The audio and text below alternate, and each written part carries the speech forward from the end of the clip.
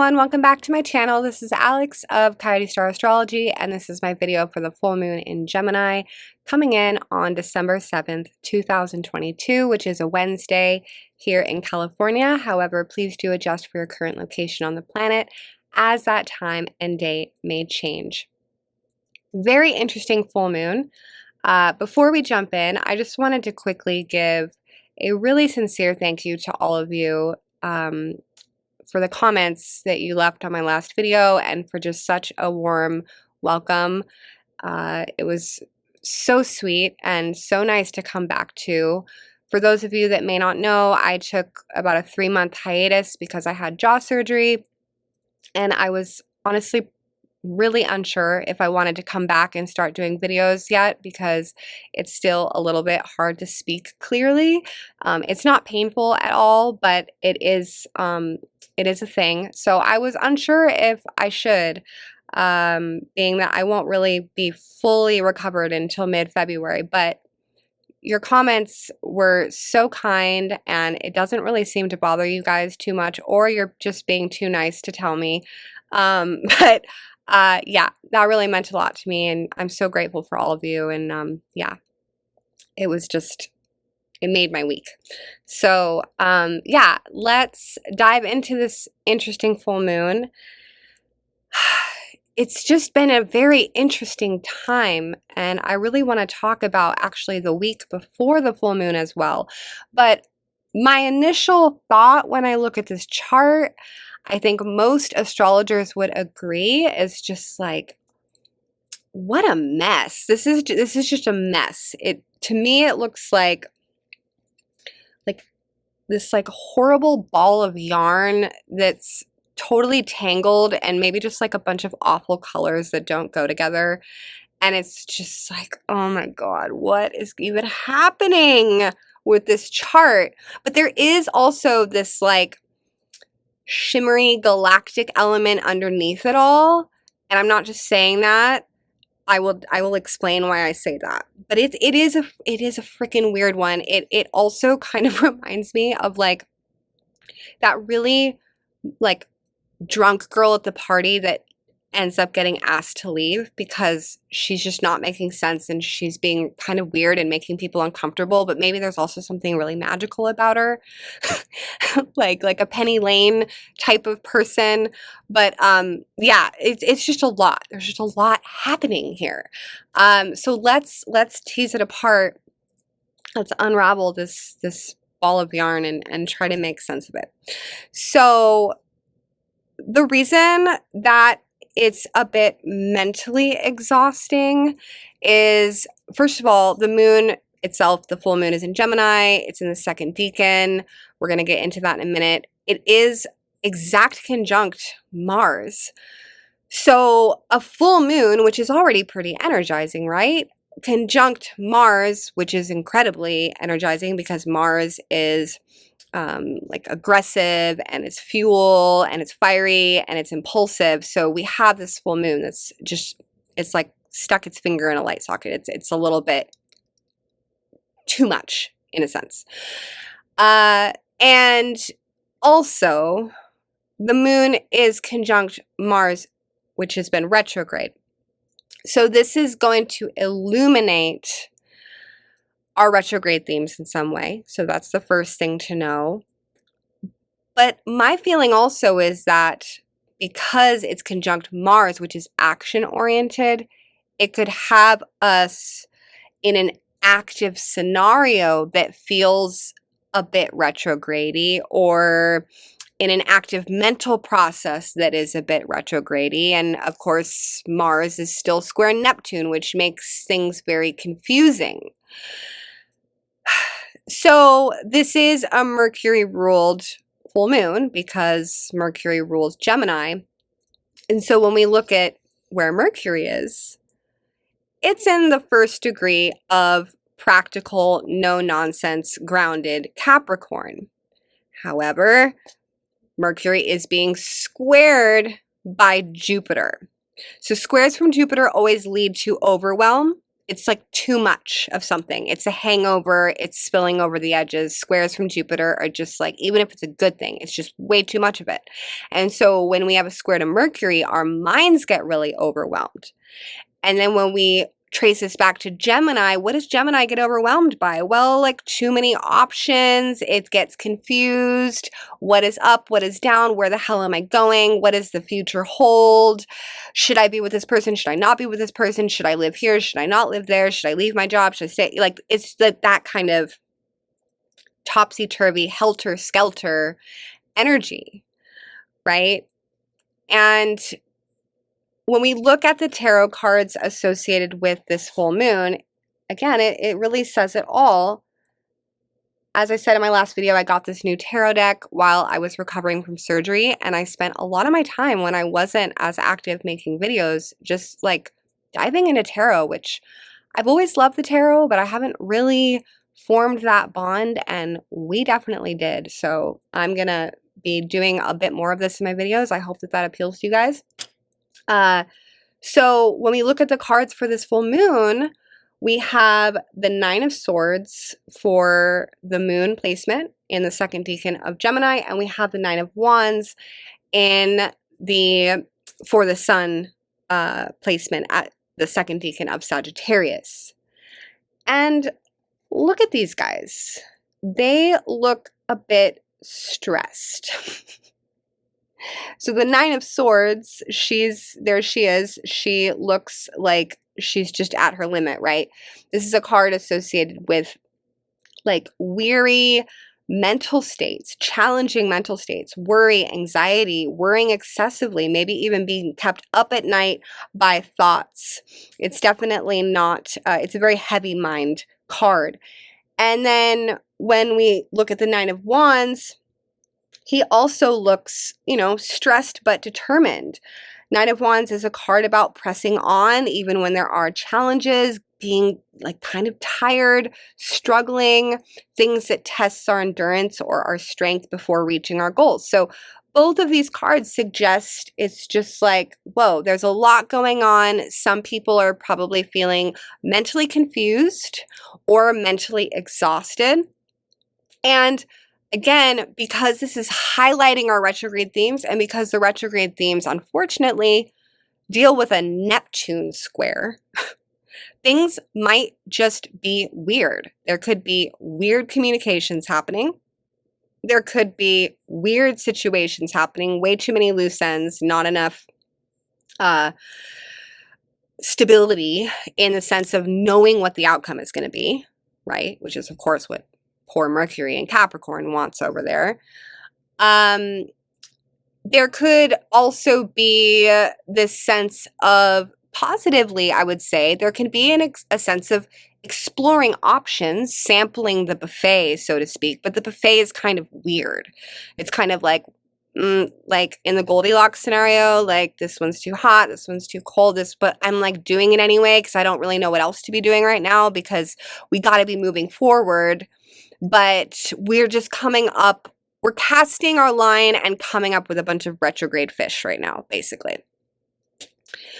So my thought is, and this goes into things that I've said about this Mars retrograde square Neptune in general, is like, please, please, please, if you can help it, don't make really long-lasting decisions right now, such as like getting married, starting a relationship, if you can help it, signing a lease or something like that.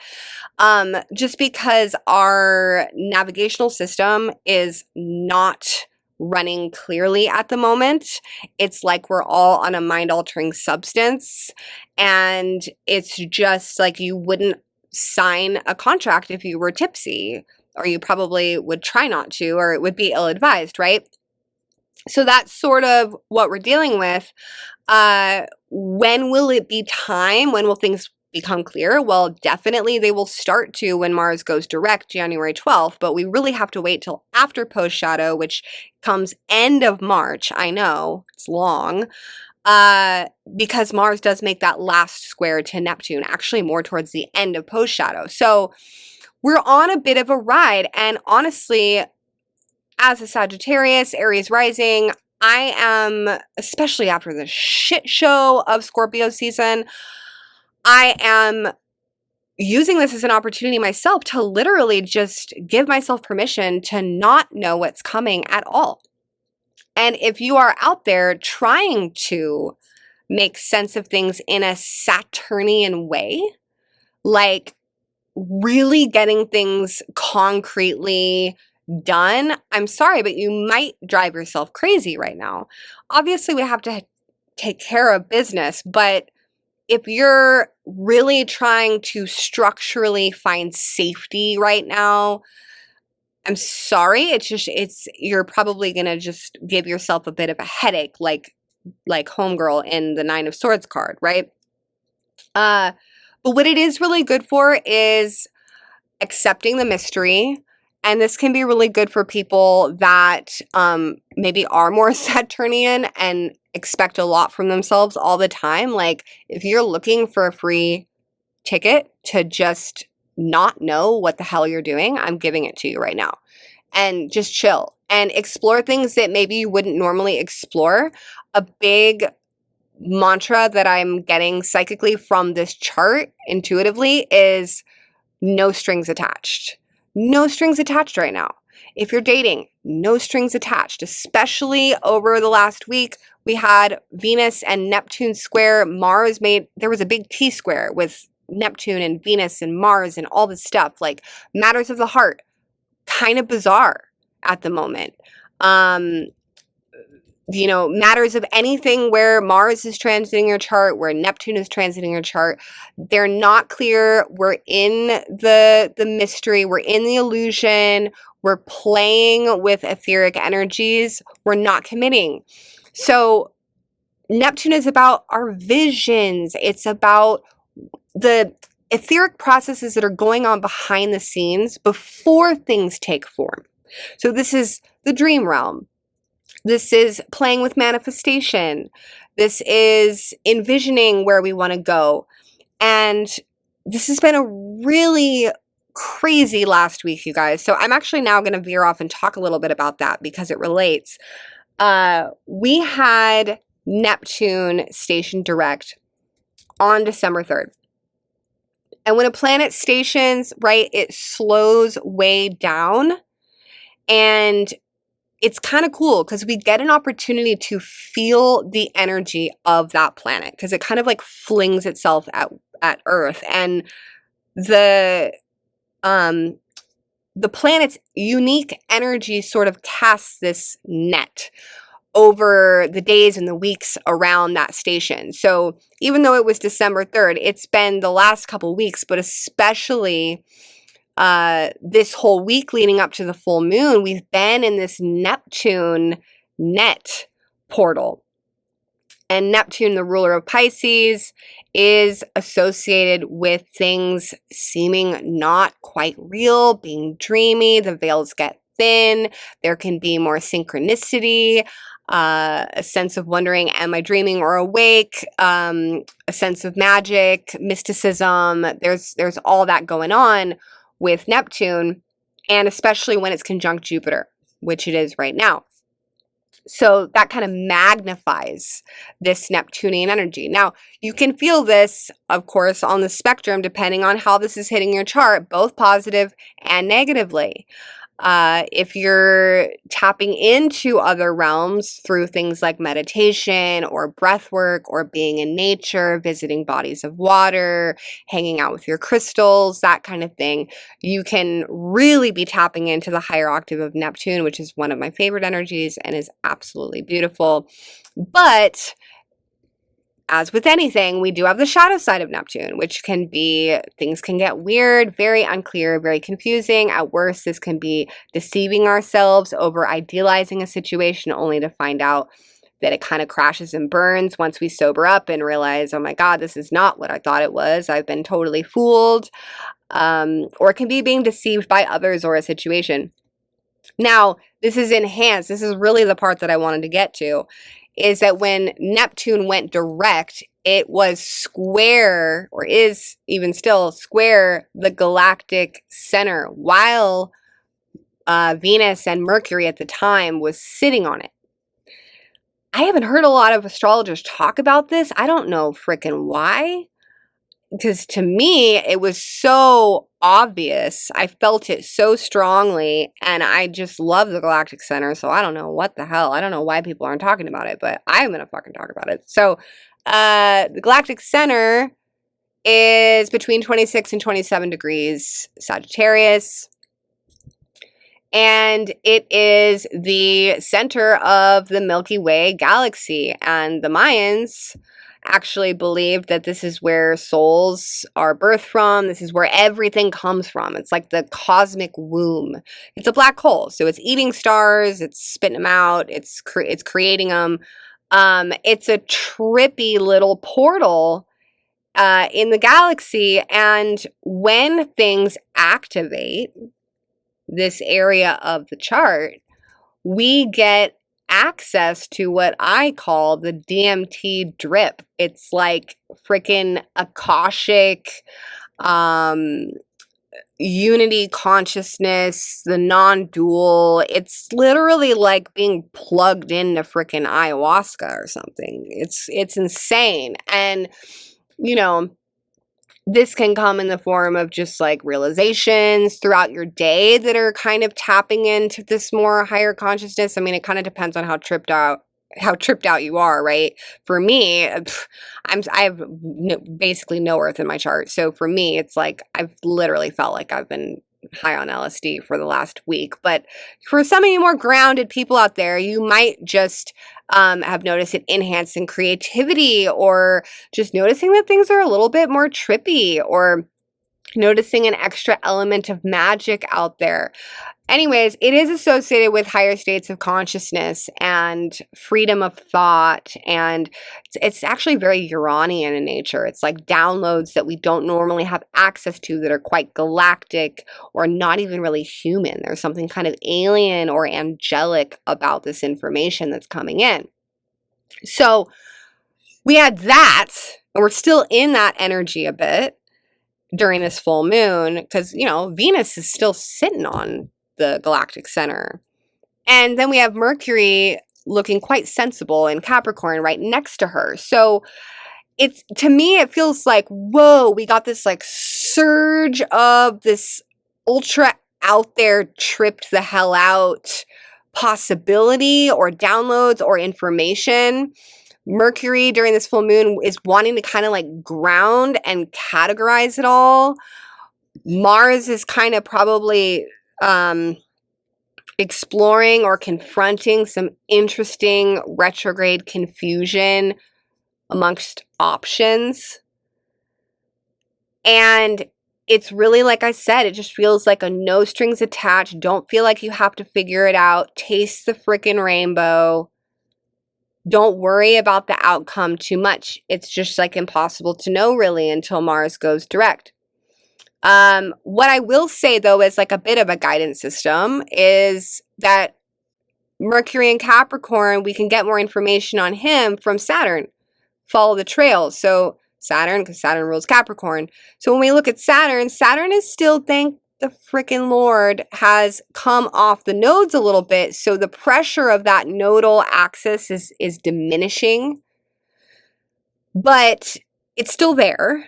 And so Saturn is still wanting us to do North Node Taurus energies. So when you're out there this full moon, navigating the interesting retrograde field, be thinking about that. And I don't want to go too much into it because I've talked about the South Node Scorpio, North Node Taurus so much. I'm so over even hearing my own self talk about it. But North Node Taurus is always about those better decisions for our health, our well-being, our stability, our financial stability. It's about quality of life and aligning with people, places, and situations that reflect our values, that align with quality of life, because we love ourselves and we deserve it. Whereas the South Node Scorpio is basically everything that is the antithesis of that. So everything that is toxic, self-sabotaging, destructive, addictive, manipulative, all that crap has got to go while the nodes are like this, right? So there might be a little scorpionic element to things in the field during the full moon. I'm not going to lie.